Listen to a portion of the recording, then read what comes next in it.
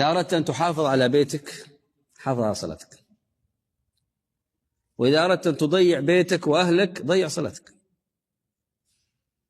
فعلى قدر المحافظة على الصلاة يحافظ الله على البيت كله، وعلى قدر تضييع الصلاة يضيع البيت كله. فمن ضيع الصلاة ضيع الصلة بينه وبين الله،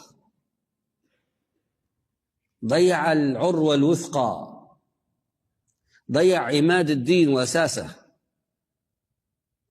ولذلك بعدما ذكر الله عز وجل آيات الطلاق وجه هذه النصيحة حتى يحافظ على البيوت، بأن سر قيام البيوت قيام الدين فيها، وسر قيام الدين الصلاة، صلاة عماد الدين، والزوج عماد الأسرة.